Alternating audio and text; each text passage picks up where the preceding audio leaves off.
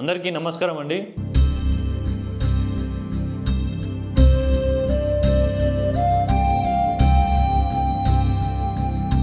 So Karimnagar, Nizamabad, Adilabad మరియు మెదక్ యొక్క graduates యొక్క ఎమ్మెల్సీ ఎలక్షన్స్ గురించి చూసుకుంటే అంటే ఎన్నికలకు ఒక 1 వీక్ ముందు వరకు చాలా వరకు మనకు వినిపించినటువంటి ఒక మాట ప్రసన్న హరికృష్ణ గారికి ఓటు బ్యాంక్ అనేది చాలా వరకు వినిపిస్తుంది అనే విధంగా మనకు వాతావరణం అట్లా కనిపించింది.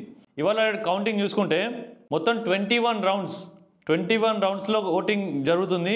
అంటే దాంట్లో ప్రతి ఒక్క రౌండ్లో 21,000 ఓట్స్ని కౌంట్ చేస్తున్నట్టు మనం చూస్తున్నాం. అండ్ అక్కడ మొత్తం 2,30,000 2,30,000 ఓట్లు కౌంట్ చేయబోతున్నారు. సో అందులో 2 రౌండ్లు ఆల్రెడీ పూర్తయింది.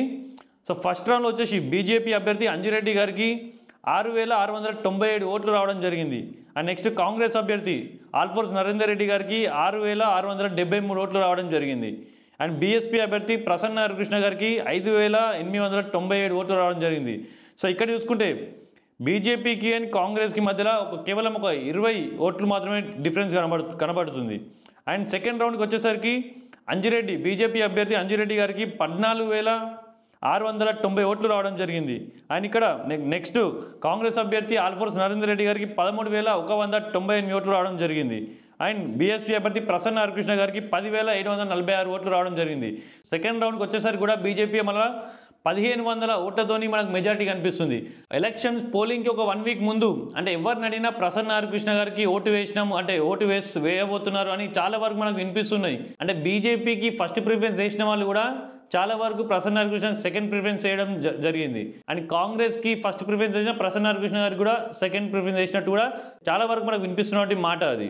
అంటే ఇప్పుడైతే కేవలం ఫస్ట్ ప్రిఫరెన్స్ ఓట్లు మాత్రం లెక్కించబడుతుంది కాబట్టి సో ఎట్లా ఉండబోతుంది ఏంటనేది మేబీ రేపు రావచ్చు, రిజల్ట్స్ రేపు ఈవినింగ్ వరకు రావచ్చు అని చెప్తున్నారు.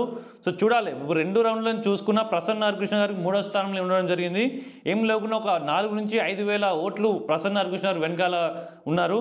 ఒకవేళ రేపు మార్నింగ్ వరకు కావచ్చు, మధ్యాహ్నం వరకు, సాయంత్రం వరకు ఇంకా ఏమైనా మరి ఫలితాలు ప్రసన్న హరికృష్ణ గారికి ఏమైనా మెరుగయ్యే అవకాశాలు ఉన్నాయేమో మనం రేపటి వరకు చూడాలి.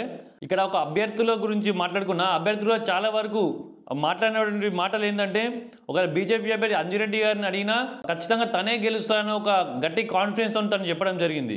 నరేందర్ రెడ్డి గారిని అడిగినా తను కూడా గట్టి కాన్ఫిడెన్స్తో ఉన్నారు.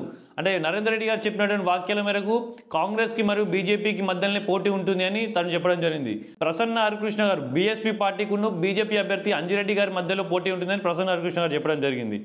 అంటే ఇప్పుడు రిజల్ట్స్ 2 రౌండ్స్ చూసుకున్నట్లయితే 2 రౌండ్లోనూ బీజేపీకే మెజారిటీ రావడం జరిగింది. సో మొత్తం 21 రౌండ్స్ కౌంటింగ్ ఉంది. అందులో కేవలం 2 మాత్రమే అయిపోయినాయి. ఇంకా 19 రౌండ్స్ యొక్క కౌంటింగ్ ఉంది. సో ఈ 19 రౌండ్స్లో మరి ఎవరికి ఓట్లు ఎక్కువ పడతాయి లేకపోతే ఎవరు మెజారిటీలోకి వస్తారు అనేది రేపు చూడాలి. ధన్యవాద్. నేను వినీత్ యాదవ్. జై హింద్, భారత్ మాతాకి జై.